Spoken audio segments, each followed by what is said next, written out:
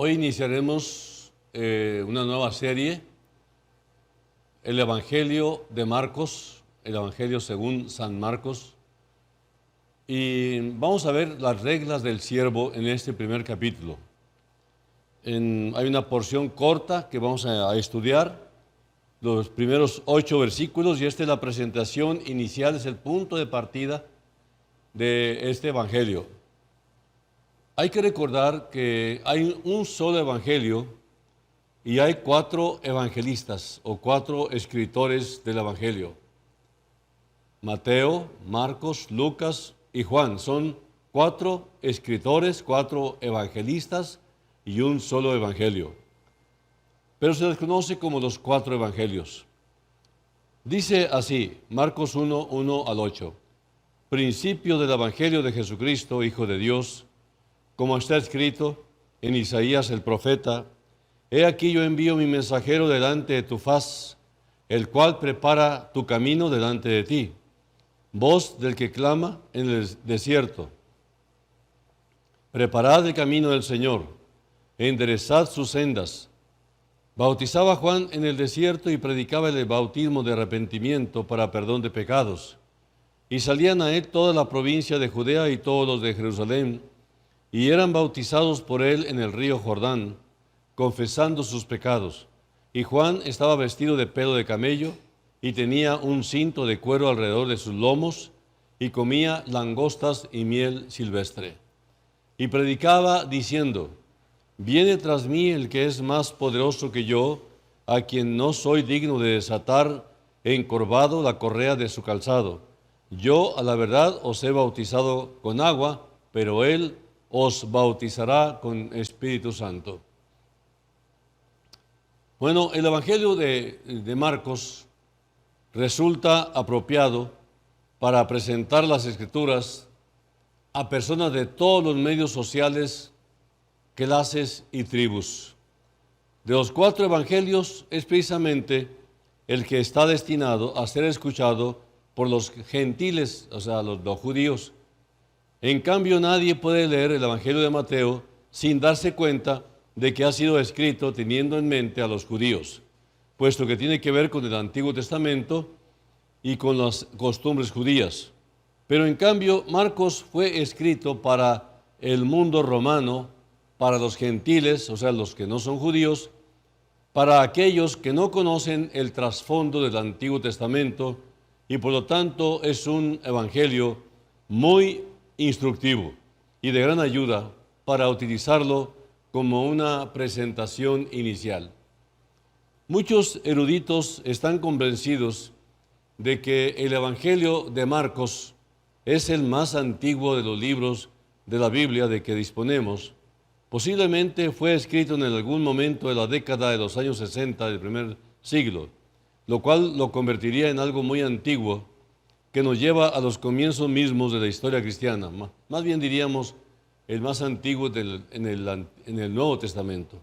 Sin embargo, los eruditos difieren en lo que se refiere así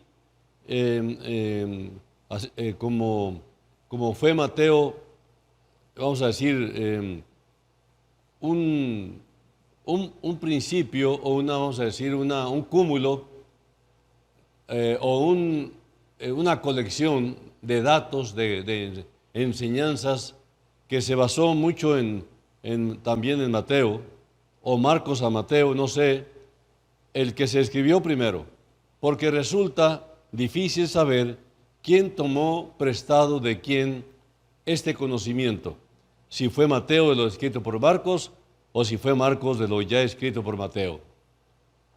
Lo que sí sabemos con seguridad es que Lucas tomó de los pasajes escritos tanto por Mateo como por Marcos. Es verdad que el Evangelio de Marcos ha sido reproducido en su totalidad en Mateo y en Lucas, a excepción de unos cuantos versículos. De modo que alguien debió tomar prestado de lo escrito por otro y tuvo el relato de otra persona ante sí mientras escribía. Siempre he pensado que es difícil ser original. Siempre nos fundamentamos en la investigación de otros y otros de la investigación nuestra. O sea, todo el tiempo estamos basándonos que para poder estar bien seguros de lo que estamos compartiendo, tenga un verdadero fundamento totalmente y radicalmente bíblico. Entonces, para poder escoger escritos necesitamos tener un alto discernimiento del conocimiento total de la Biblia. Su madre se llamaba María, ¿no? Y era una mujer bastante rica, la madre de Marcos, que tenía una casa grande en Jerusalén.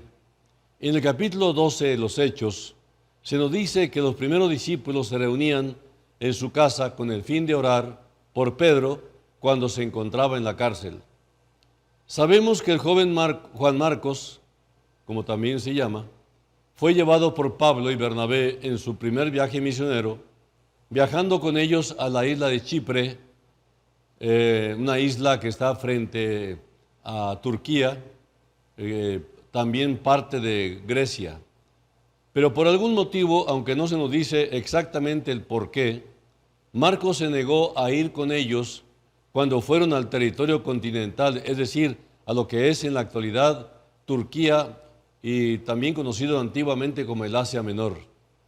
En lugar de ir con ellos, regresó a casa de su madre. Pablo se sintió molesto por ello y es evidente que tenía la impresión de que Marcos era un poco cobarde.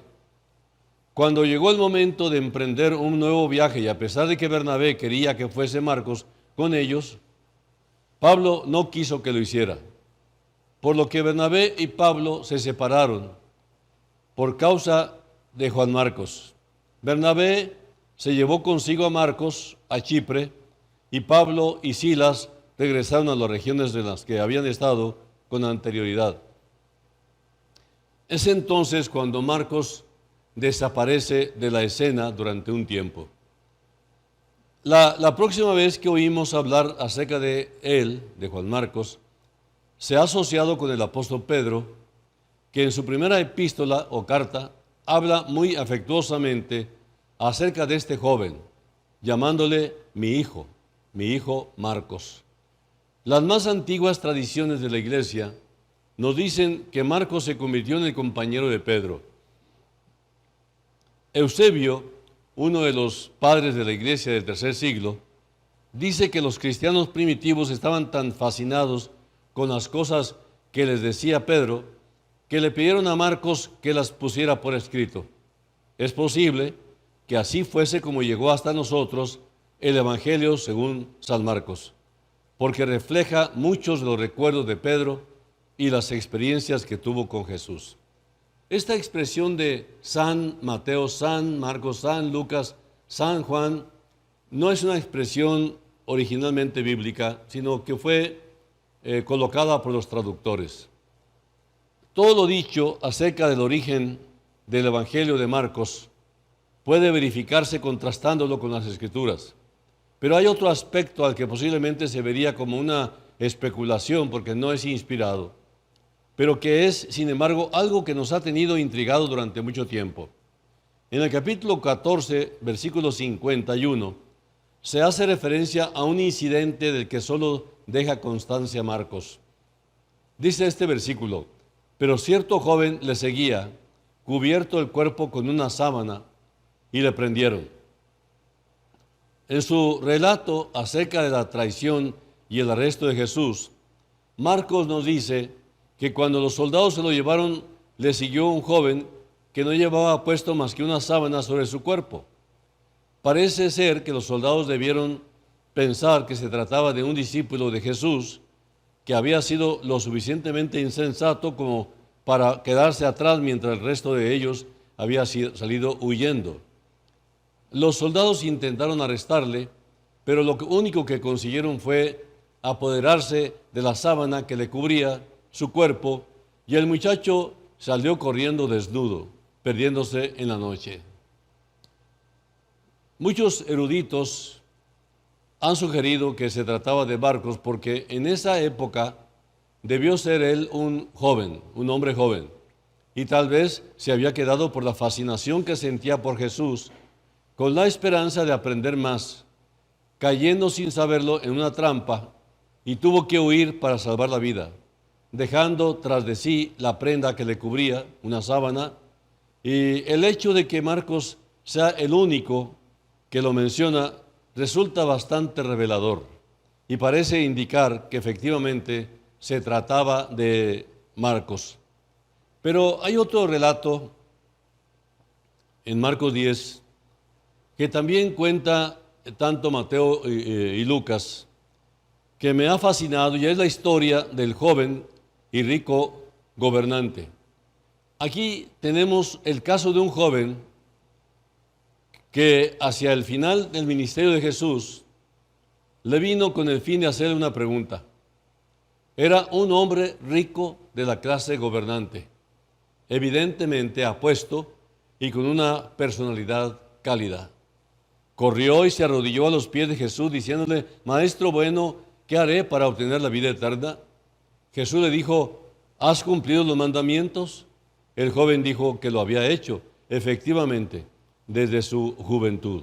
Es entonces cuando Marcos deja constancia de algo que no nos revela ningún otro relato. Dice: entonces, al mirarlo, Jesús le amó. Ese pequeño detalle personal me sugiere, me hace pensar que Marcos era ese joven gobernante rico al que se refiere el Señor.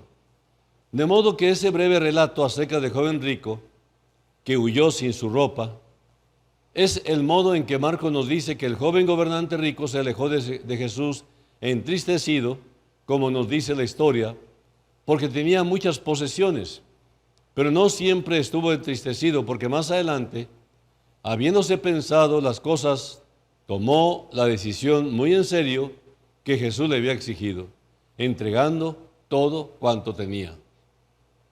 Renunció a su herencia y todo cuanto le quedó fue la túnica que le cubría, y al final hasta eso lo perdió y se convirtió en un seguidor de Jesús. Ahora, no estoy diciendo que las Escrituras nos digan de una manera explícita que eso fue lo que pasó, pero tengo la impresión de que fue así. De modo que si a ustedes no les importa esta versión, aunque sea una mera especulación, nos permite tener una visión más profunda del Evangelio según Marcos. Sea como fuere, si sucedió efectivamente algo así, justificaría la aparente fascinación que sentía Marcos por dos de las cualidades de Jesús, acerca de las cuales nos habla en las primeras palabras de su Evangelio. El principio del Evangelio de Jesucristo, el Hijo de Dios. Jesús de Nazaret, un carpintero, el Jesús hecho hombre, pero al mismo tiempo Hijo de Dios, el divino. Marcos parece profundamente fascinado por esta combinación. El gobernante que muestra su habilidad para servir y el siervo que sabe cómo gobernar. Un gobernante que sirve, un siervo que gobierna. Por cierto, así es como está organizado el libro. Marcos es muy fácil de comprender, o sea, de extractar, porque el autor nos ofrece ciertas divisiones naturales, como veremos más adelante. Se divide fácilmente en dos mitades. La primera, del capítulo 1 al 8, versículo 26, es el siervo que gobierna, la autoridad del siervo. La segunda, desde el capítulo 8, versículo 27 hasta el final, es el gobernante que sirve. El siervo que gobierna, el gobernante que sirve. Los primeros versículos dicen el principio del Evangelio de Jesucristo, el Hijo de Dios. Como está escrito en el profeta Isaías: he aquí envío a mi mensajero delante de ti, quien preparará el camino. Voz del que clama en el desierto: preparad el camino del Señor, enderezad sus sendas. Así Juan el Bautista apareció en el desierto, predicando el bautismo del arrepentimiento para perdón de pecados. Esta afirmación que hace Marcos resulta verdaderamente asombrosa. El énfasis que hace desde el principio mismo de su evangelio al que llama el principio del Evangelio, el punto de partida es el ministerio de Juan el Bautista.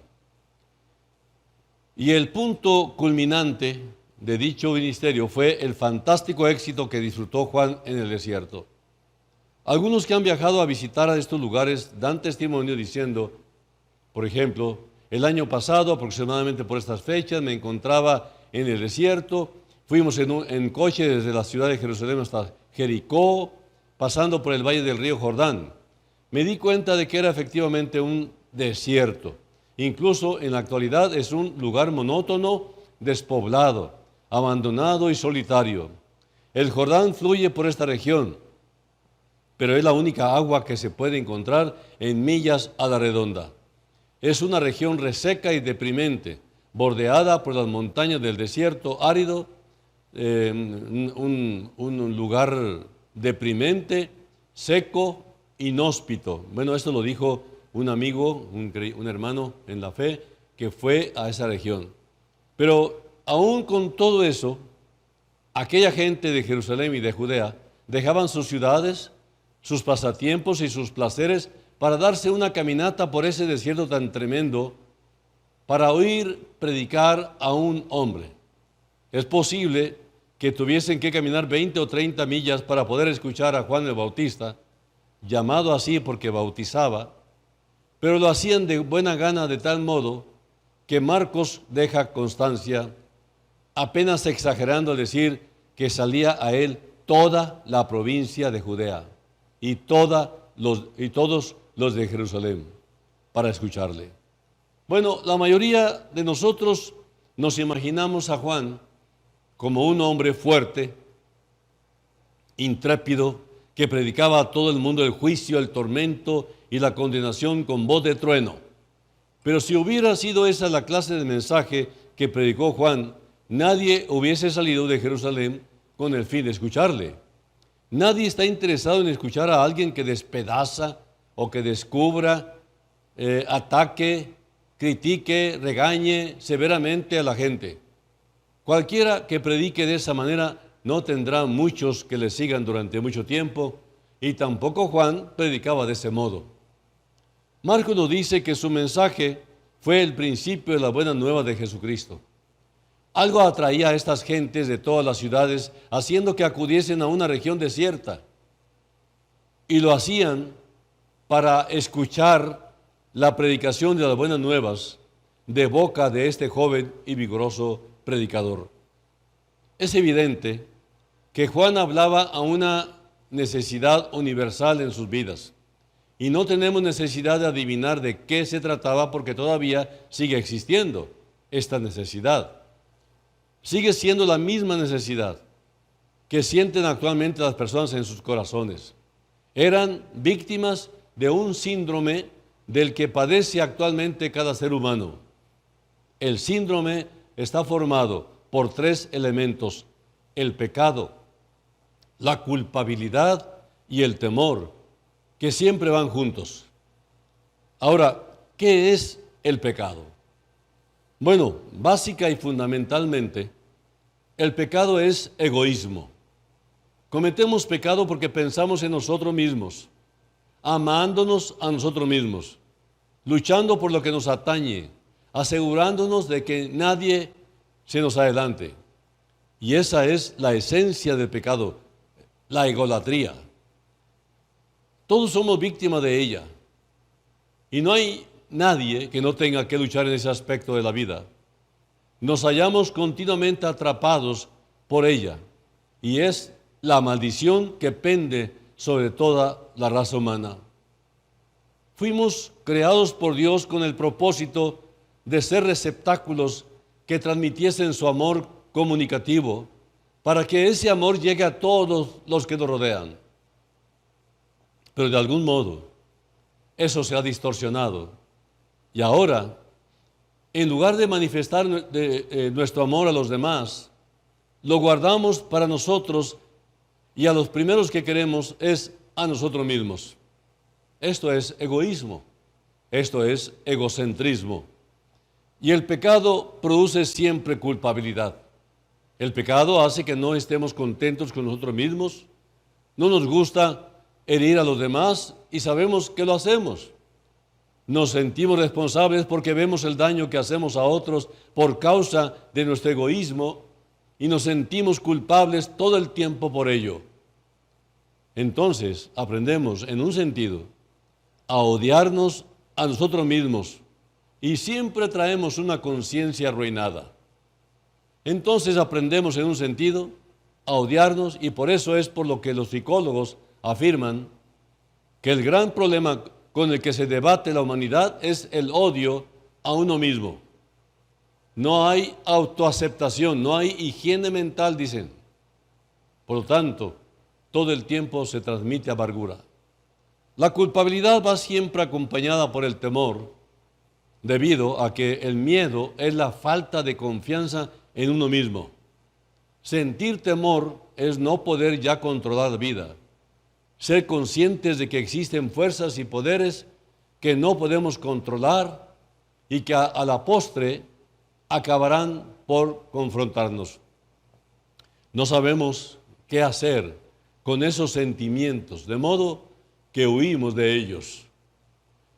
Esto es algo que sucedió incluso en el jardín del Edén. Tan pronto como Adán y Eva pecaron, se sintieron culpables y por esta razón se escondieron atemorizados. Ha sido la historia de la raza humana desde entonces. El temor aparece. Sentimos esa incertidumbre con respecto al futuro y sentimos temor, convirtiéndonos en personas tímidas, atemorizadas por lo que puede pasar a continuación. Estamos todo el tiempo sobre ascuas, temiendo que nos acepten o nos rechacen, asustados por lo que otros nos pueden, lo que otros nos pueden hacer, y de modo especial y finalmente atemorizados por lo que Dios nos va a hacer, y eso se convierte en un tormento interior superior a cualquier otra cosa. Dice la palabra que el principio de la sabiduría es el temor de Jehová. Y cuando no andamos bajo este temor, entonces viene un temor a Jehová, un temor a las consecuencias de no haber vivido bajo el temor de Dios, lo cual nos mantiene limitados hacia el pecado, para no pecar. Ahora, el fanatismo y la superstición. Uno de los lugares más visitados en la Ciudad de México es la Basílica de Guadalupe. Según la leyenda, la Virgen María se le apareció a un indio en el siglo XVI y le sanó. Posteriormente, el lugar se ha convertido en un santuario de sanaciones al que acuden personas de todo México. Hay habitaciones enteras llenas de muletas que han sido abandonadas por personas que se han deshecho de ellas, convencidas de que habían sido curadas en el santuario. Puede que algunas lo fueran, pero en cualquier día que se acuda al santuario se pueden ver a personas de rodillas, arrastrándose durante bloques enteros, cuadras enteras, sobre el suelo sucio y duro para poder llegar hasta el santuario. Es doloroso porque según van avanzando dejan tras de sí manchas de sangre sobre el pavimento. ¿Por qué hacer algo semejante? Porque el tormento exterior que representa tener las rodillas cubiertas de sangre, laceradas, muy lastimadas, no es tan difícil de soportar como el tormento interior que les produce la culpabilidad y el temor. Alguien les ha dicho que el hacer eso les aliviará el tormento y por eso lo hacen. Claro, quedan completamente frustrados porque no sucede nada. Si creemos que todo eso es una tontería, que es fruto de la superstición religiosa, lo que necesitamos es examinar algunos de los medios de los que nos valemos para librarnos de la culpabilidad y el temor. Otro extremo, por decir de una manera, es la filantropía. Tenemos, por ejemplo, la filantropía, que es hacer el bien a los demás. Algunas personas intentan regalar su dinero y conozco a muchas personas que se han beneficiado de las conciencias culpables, aprovechándose de personas ricas que se esforzaban por satisfacer su sentimiento interno de culpabilidad y de temor, dando dinero a una causa u otra. Algunos dicen que los ricos necesitan a los pobres para calmar sus conciencias. Bueno, no sé, pero esto es lo que dicen. Ahora, otros son los moralistas. También están los que se convierten en moralistas inflexibles, que se consideran casi perfectos al tiempo que desprecian a todo el mundo por no estar a la altura de las normas que se han impuesto a sí mismos. Aunque tampoco ellos están a la altura de esas normas, pero esa es una manera de pagar por la culpa que sienten en su interior, por cierto, algo ampliamente evidente en los círculos evangélicos. A esto se le llama legalismo, y el legalismo es un alto esfuerzo de los religiosos de querer agradar a Dios a su manera, y quedan muy frustrados porque sienten que Dios no se satisface con nada. Error, ignorar las Escrituras, dice el Señor, erráis ignorando las Escrituras y el poder de Dios. Y eso fue lo que hizo que todas esas personas saliesen de Jerusalén. En aquel momento apareció un hombre un tanto extraño que estaba anunciando algo, y eso era todo lo que hacía. Nunca dijo cómo funcionaba, ni por qué, sencillamente lo anunció. Pero de algún modo se corrió por Jerusalén la voz de que funcionaba, que las personas estaban encontrando alivio. La ciudad empezó a conmocionarse al correr la noticia de boca en boca, hasta que por fin la gente comenzó a aparecer por el desierto en gran número para ver a Juan el Bautista, para escuchar lo que tenía que decir y para ser bautizados por él. Un fenómeno sorprendente, ¿no es cierto? Para comenzar, hablemos de lo que anticipa el Antiguo Testamento. Marcos cita a los profetas, a dos de ellos, aunque solo menciona a uno de ellos por su nombre. He aquí, envío a mi mensajero delante de mi faz para preparar el camino. Son palabras de Malaquías, el último libro del Antiguo Testamento. Marcos no le menciona, cosa que a algunos eruditos les ha molestado un tanto por considerar que Marcos estaba equivocado y que por ello adjudicó a Isaías algo que había sido escrito en realidad por Malaquías. Ahora, se pueden leer cientos de páginas de argumentos sobre el tema, pero Marcos no estaba equivocado, ni era un ignorante, ni nada por el estilo. Sencillamente quería enfatizar lo que había dicho Isaías por lo que dice ahora Malaquías. Y los dos concuerdan con lo que dicho por en este caso, Malaquías concuerda por lo dicho por el profeta Isaías. Por lo que sencillamente combina lo dicho por ambos y comienza con una palabra de Malaquías. Dice, he aquí, envío, o sea, Dios es quien lo dice. Envío mi mensajero delante de ti, quien preparará tu camino, el camino del Mesías, Cristo. Preparad el camino del Señor. Entonces aparecen las palabras de Isaías, voz del que clama en el desierto, enderezad sus sendas. Y de acuerdo con eso, Marcos dice, así Juan el Bautista apareció en el desierto predicando el bautismo del arrepentimiento para perdón de pecados. Ahora, ¿por qué iba Dios a anticipar con tal fuerza esta verdad? Dios sabía que era preciso dar un paso de preparación en los corazones de los hombres antes de que Dios y el hombre pudiesen reunirse. Dios no se limita sencillamente a hacer acto de presencia ante los hombres, esperando que le reciban, porque con eso lo único que conseguiría sería darles un susto de muerte. Por lo tanto, era necesaria cierta preparación. Y para eso fue enviado Juan, el que había de hacer la preparación, Juan el Bautista, para ir delante de su Señor. y preparar el camino para Él por medio del arrepentimiento, cosa que vamos a examinar en un momento. Ahora, ¿por qué estaba predeterminado que Juan había de comenzar su ministerio? Bueno, y otra cosa, y en el desierto. De haber escuchado a los de relaciones públicas de esos tiempos, si es que habría, no se les habría ocurrido pensar en semejante sitio como el desierto. No hay duda de que no es precisamente el sitio más indicado para empezar un ministerio con el cual se pudiese esperar alcanzar a toda la población. Pero Dios rara vez escucha a los de relaciones públicas, ni ellos a Él, por lo que Juan comenzó su ministerio en pleno desierto, el peor sitio que podría haber conseguido o escogido. Pero funcionó. Dios escoge el desierto porque es un símbolo. ¿De qué es símbolo? Bueno, es simbólico de donde había de caer el mensaje en el desierto que es la humanidad.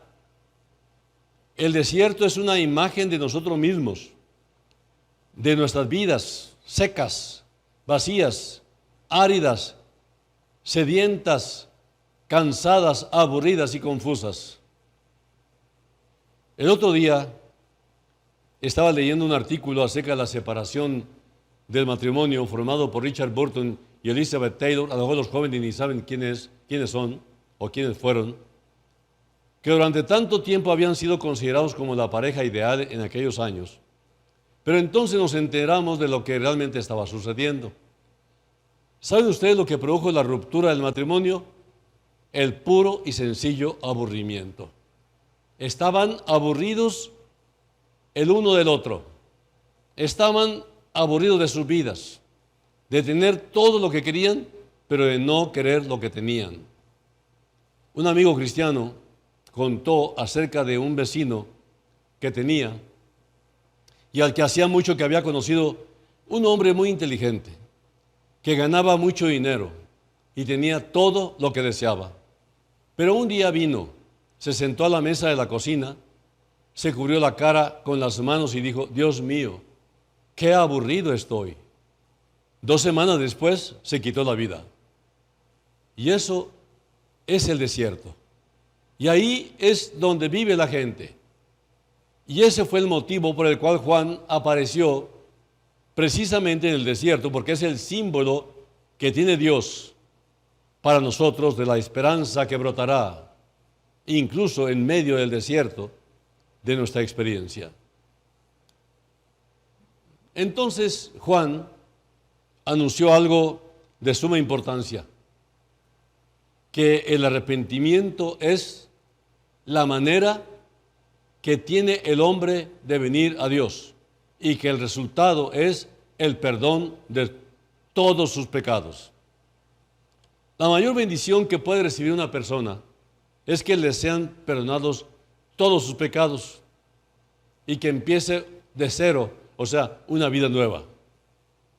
Y eso era precisamente lo que estaba buscando aquellas personas estaban buscando, y eso fue lo que encontraron al salir de Jerusalén con el fin de escuchar a Juan en el desierto. Hallaron el perdón de sus pecados y eso lo consiguieron mediante el arrepentimiento. O sea, vamos a decir, una actitud de ya no querer vivir igual. Ese es arrepentimiento, un cambio de mentalidad. Ya basta, quiero vivir diferente. Y es preciso entender lo que es el arrepentimiento.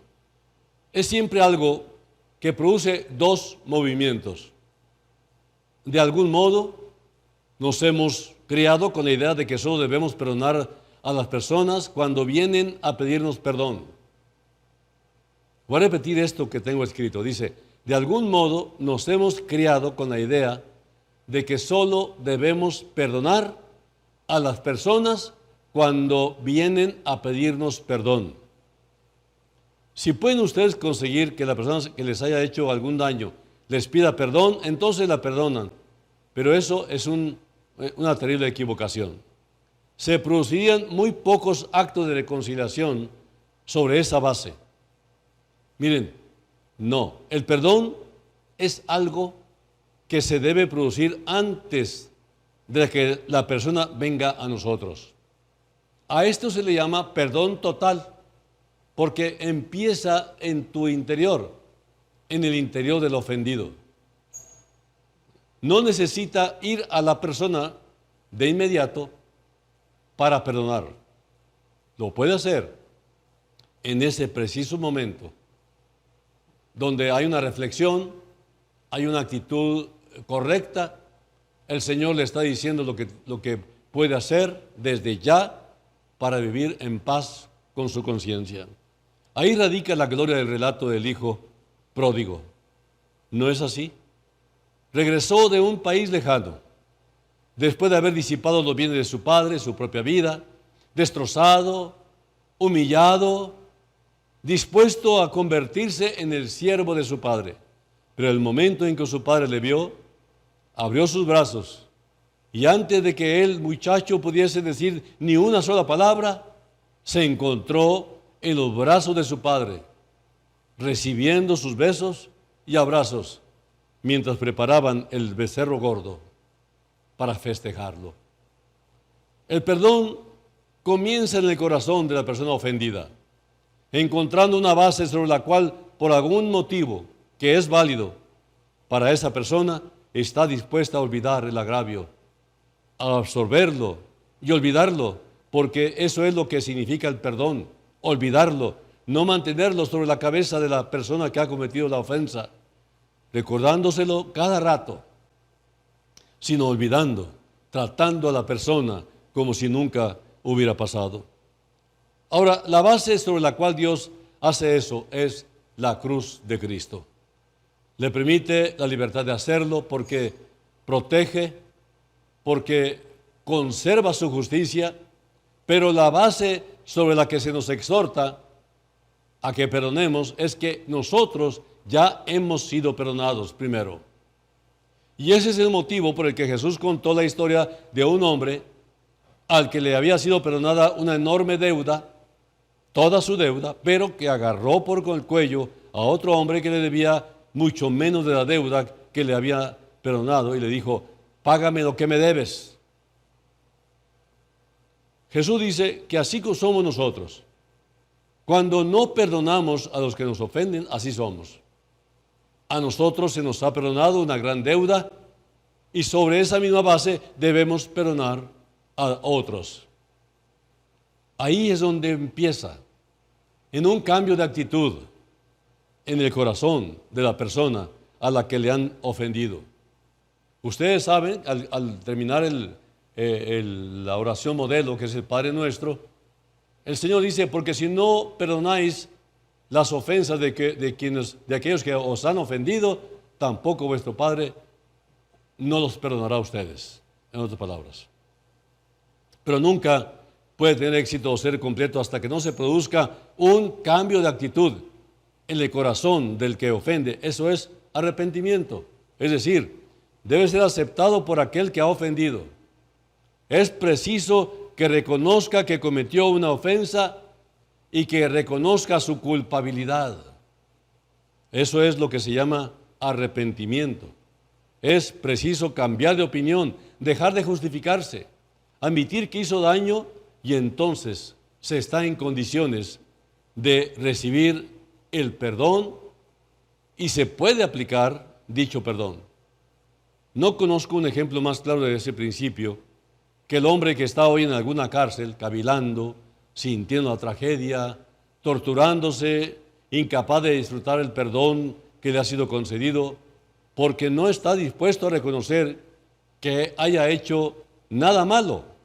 Por eso es por lo que Juan predicó el arrepentimiento, porque es el lugar en el que Dios se encuentra con el hombre.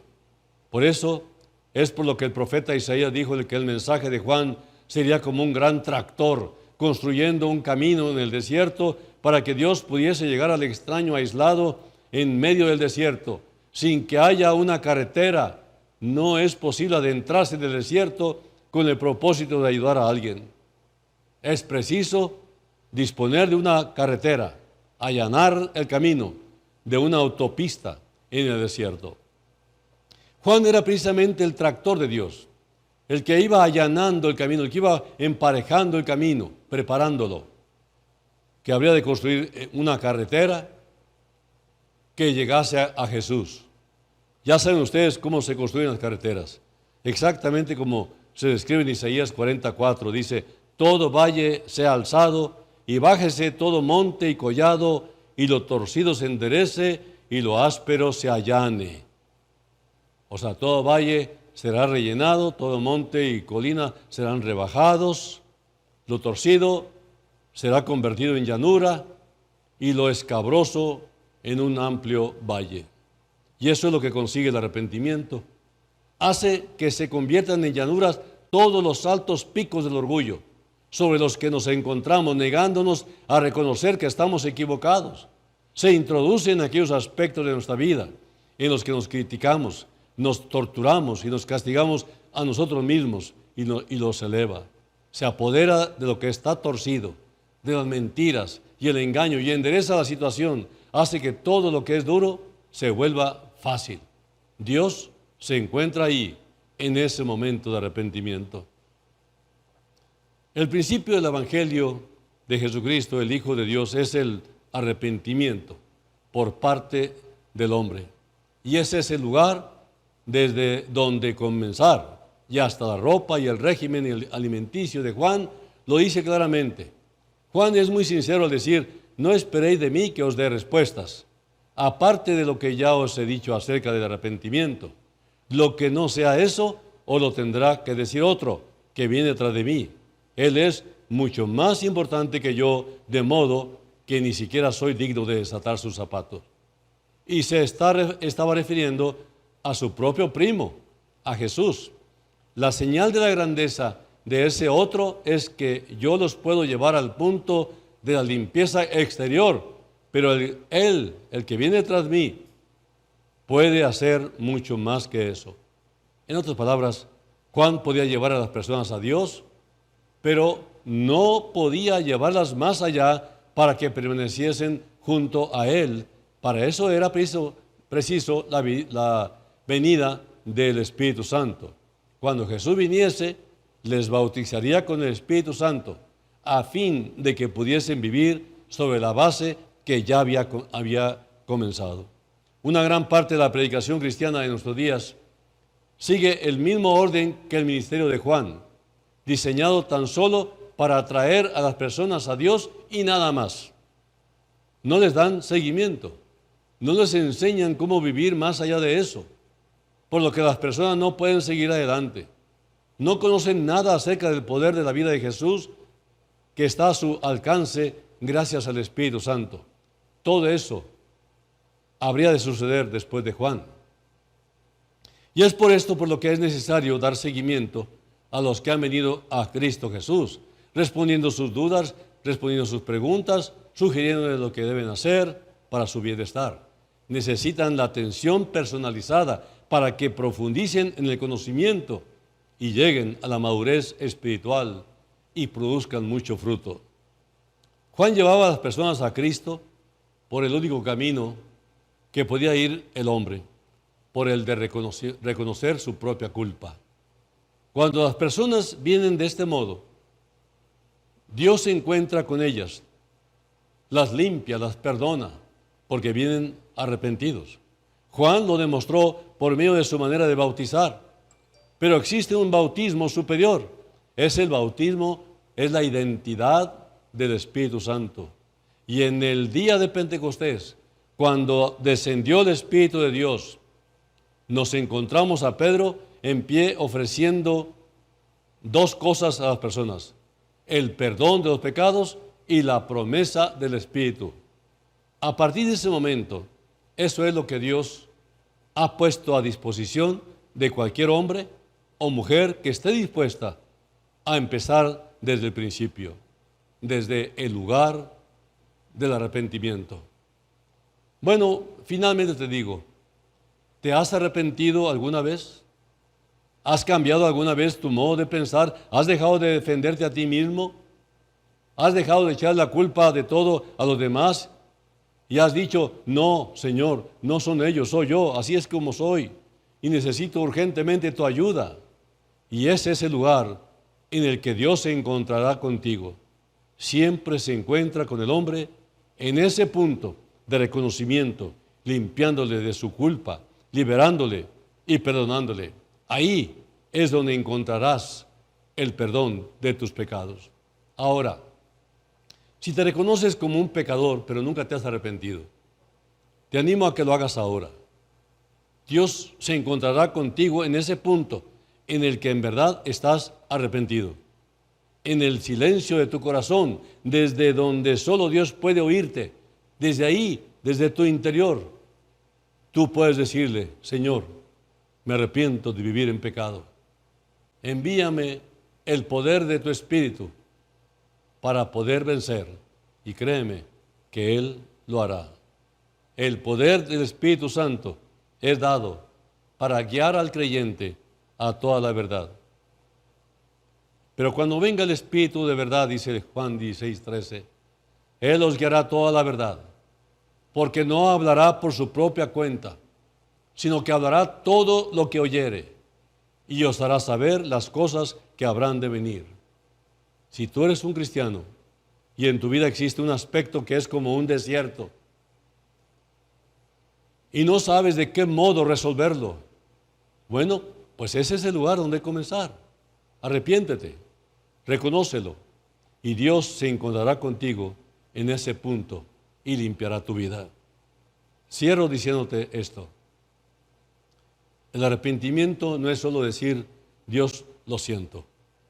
El arrepentimiento es hacer frente a lo que está mal en tu vida y tomar la decisión de apartarte de ello.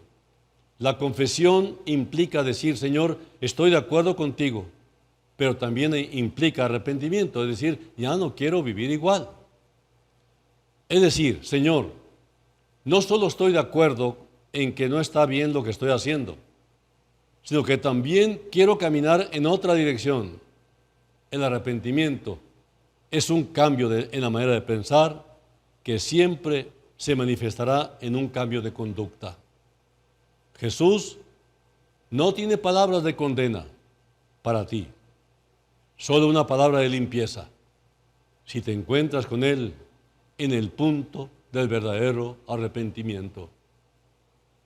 Que Dios te bendiga. Nos vemos la próxima.